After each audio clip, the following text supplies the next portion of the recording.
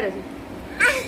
Hello friends, welcome back my channel वायु मम्मा blog में आप सभी का खूब खूब स्वागत है। तो ये रहे वायु और ये रही वायु की मम्मा।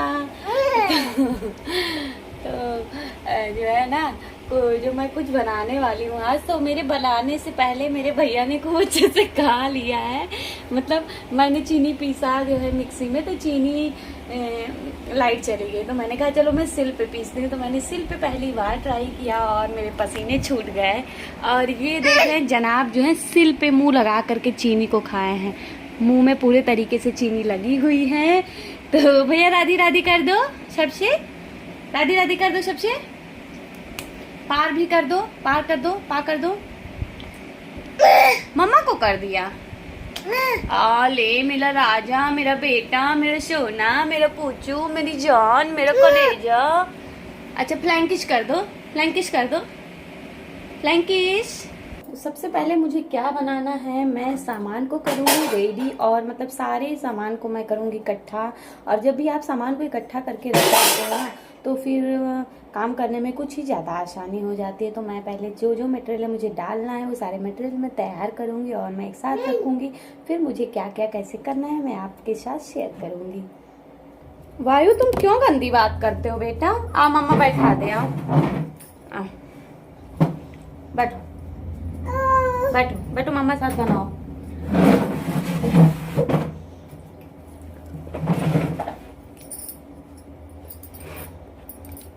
तो यहाँ मैं लग गई हूँ मेवे वगैरह को कट करने में। क्या होता है ना, अगर आपको मिक्सी में ग्राइंड करना है तो आप कोई भी चीज़ अगर ग्राइंड कर रहे हो तो आप वो मेवे की, जहाँ तक मैं बात कर रही हूँ, नारियल वगैरह की, छुआरे वगैरह की, बादाम वगैरह की, इन सारी चीज़ों को आपको छोटे छोटे टुकड़ों में कट कर लेना चाहिए, फिर आपको ग्राइंड करना चाहिए। कभी कभी ऐसा होता है ना कि मिक्सी गर्म सी हो जाती है या फिर ज़्यादा ऐसे चीज़ें होती हैं जिससे टूटने का डर होता है, कुछ भी जो भी है, तो अपने सामान की सेफ्टी के लिए आपको ऐसे करना होगा। फिर यहाँ नारियल को कट किया और मैंने यहाँ पे छुआरे वगैरह को कट किया। क्या क्या चीज़ें मुझे डालनी है मैं आपको अभी दिखाती हूँ सामने से। तो यहाँ पे मैंने नारियल, छुआरे, किशमिश, बादाम, काजू और इलायची और पोस्ते के दाने और थोड़े से मेथी भी मैंने लिए हैं। और जो भी चीज़ें मैं बनाने जा रही हूँ उसमें ये सारी चीज़ें ऐड करनी हैं, और मुझे चीनी भी ऐड करने हैं, आटे भी ऐड करने हैं और हल्दी भी ऐड करने हैं। तो आपको अंदाज़ा लग गया होगा कि मैं क्या ही बनाने वाली हूँ। तो यहाँ पे सबसे पहले मैं चीनी को पीस रही हूँ। सारी चीज़ों को उधर मैंने रेडी किए, सारे मटेरियल को, फिर यहाँ चीनी पीस रही हूँ। और चीनी को आपको खूब बारीकी से पीसना है अगर ज़्यादा चीनी है।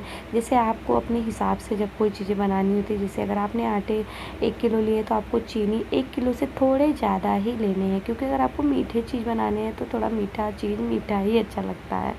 तो चीनी वगैरह पीस करके आप लोग देख रहे हैं मैंने रख लिया है, सारे सामान को इकट्ठा कर लिया है। फिर जो है ना, चीनी पीसते पीसते लाइट चली जाती है, तो मैंने इन्वर्टर यूज़ नहीं किया। मैंने कहा चलो सिल में ट्राई करती हूँ, पहली बार मैंने सिल का यूज़ किया है। अभी तक आज तक मैंने कभी नहीं सिल का यूज़ किया था। और कहा जाता है कि कोई भी काम कठिन नहीं होता, तो फर्स्ट बारी मैं सिल यूज़ कर रही हूँ। बट मैंने चीनी इतनी अच्छे से पीस दी कि मुझे खुद विश्वास नहीं हो रहा था कि मैंने सिल में इतने अच्छे से चीनी को पीस लिया है। और थोड़े बहुत जो है ना, जब आप जो चीज़ें जैसे काफ़ी लोगों को जो है ना, अगर लड्डू वगैरह बनाने होते हैं तो उसमें मेवे जो होते हैं ना, पीसे पूरे ग्राइंड किए हुए मेवे अच्छे लगते हैं पूरे बारीक से, लेकिन मुझे दरबरे से पसंद होते हैं। तो फाइनली मैंने चीनी पीस ली है, और मतलब आधी चीनी पीसते पीसते लाइट ही चली गई थी, तो मैंने कहा जो थोड़े बहुत बचे मैं सिल का यूज़ करती हूँ। और मुझे ही लग रही है कि सबको इतनी गर्मी लग रही है, मतलब पूरे पसीने पसीने से लग रहे हैं फेस पे। मैंने चीनी वगैरह पीस लिए हैं। तो सिल पर मैंने मेवे भी दरबरे से पीसे थे, मिक्सी में नहीं पीसे थे। तो यहाँ पे रेडी हो चुके हैं मेवे भी, और इधर इंडक्शन पे चढ़ चुकी है कढ़ाई। और मुझे मेवे जो है दरबरे पीसे हुए पसंद होते हैं, जो चीज़ मैं बनाने जा रही हूँ उसमें। आप लोग सोच रहे होंगे कि मैंने लोहे की कढ़ाई क्यों चढ़ाई है, तो जी हाँ, इंडक्शन पे जो है नॉर्मल कढ़ाई जो है नहीं चलती, और मेरे पास अभी नॉन स्टिक की कढ़ाई नहीं है, तो मैंने यहाँ पे लोहे की कढ़ाई इंडक्शन पे चढ़ा दी है। और लोहे की कढ़ाई इंडक्शन जो है ना, लोहे की कढ़ाई को कवर कर देता है। मैंने यहाँ पे कढ़ाई चढ़ा दी और उसमें मैंने घी डाल दिए हैं, क्योंकि आटे के हिसाब से यहाँ पर घी डालूंगी और थोड़ा थोड़ा करके मैं आटे को भूनूंगी। और अभी मैंने नहीं बताया कि मैं क्या डिश चीज़ें बनाने वाली हूँ, तो बस इतना सा मैं बता सकती हूँ कि ये मीठा है, क्योंकि होली में मीठा ज़रूरी होता है। तो स्टार्टिंग करते हैं। यहाँ पे मैंने चढ़ा दी है कढ़ाई और घी डाल दिए हैं। अब मैं थोड़े थोड़े करके इसमें आटे को भूनूंगी और आटे को इतने अच्छे से भूनना है, बिल्कुल मतलब लाल कर देना है, बढ़िया से लाल सा आटा हो जाना चाहिए, ऐसा नहीं कि कच्चा सा रह जाए। तो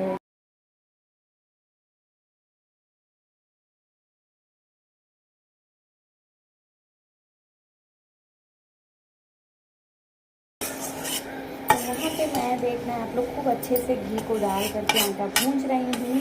और अभी आपको मैं बैक कैमरा करके दिखा रही हूँ कि अच्छे से घी होना चाहिए, ऐसा कि नहीं आप थोड़े से घी में आटा भून रहे या फिर आप बाद में घी डालो या फिर आप पहले से ही आटे को खूब अच्छे से घी में बढ़िया से भून लें।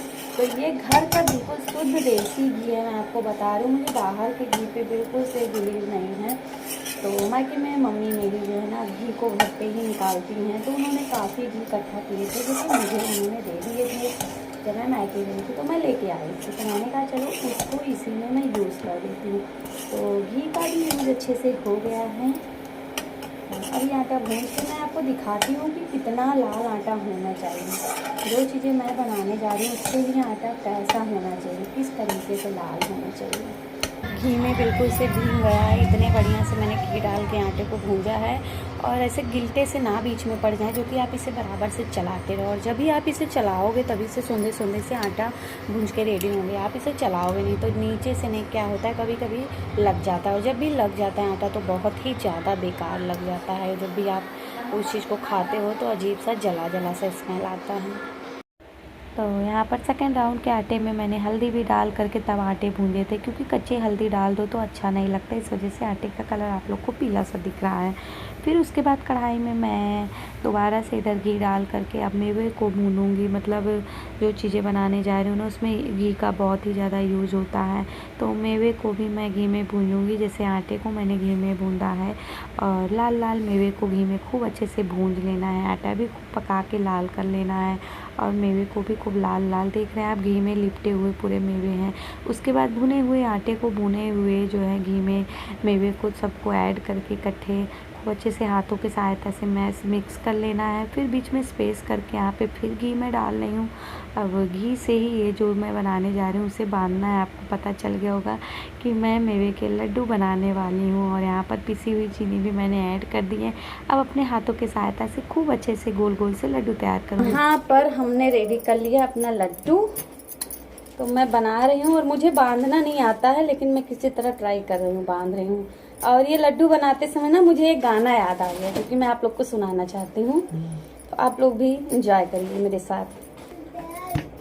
मेरे मैके से आए 50 लड्डू हैं 100 के। मेरे मैके से आए 50 लड्डू हैं 100 के। बाहर से आए ससुर जी मांगे, बाहर से आए ससुर जी मांगे। बहू थोड़ा हमें भी चखाओ, लड्डू हैं 100 के। तो जच्चा रानी क्या कहती हैं? आधा तोड़त मोरी उंगली दुखत है, आधा तोड़त मोरी उंगली दुखत है। पापा पूरा दिया ना जाए, लड्डू है 100 के। पापा पूरा दिया ना जाए, लड्डू है 100 के। ऐसे ऐसे करके मतलब सासू जी को, नाना जी को, सबको कहा जाता है। फिर लास्ट में है बाहर से आए बलम जी मांगे, बाहर से आए बलम जी मांगे। धना थोड़ा हमें भी खिलाओ, लड्डू हैं 100 के। धना थोड़ा हमें भी खिलाओ, लड्डू हैं 100 के। बलम जी बैठो पलंग पर आओ, बलम जी बैठो पलंग पर। हम तोड़े तुम खाओ, लड्डू है 100 के। पिया हम तोड़े तुम खाओ, लड्डू है 100 के। तो ये गाना मेरी मम्मी का था, मैंने गाया और अच्छा लगा। और यादें जो होती ना वो भी ताज़ा हो जाती हैं। तो आप लोग को कैसा लगा कमेंट सेक्शन में ज़रूर से ज़रूर बताइएगा। रुक जाओ, बस एक और बचा है, रुक जा भैया।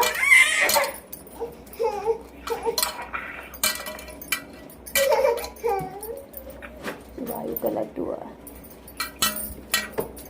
तो यहाँ पर मुझे अलसी और गोंद नहीं मिला था। विदाउट अलसी और गोंद के मैंने मेवे के लड्डू रेडी किए हैं, बट बहुत ही ज़्यादा सुंदर और परफेक्ट मेरे हिसाब से तैयार हुआ है। तो आप लोग को कैसा लगा मेरा ये मेवे का लड्डू, आप लोग ज़रूर से ज़रूर बताइएगा।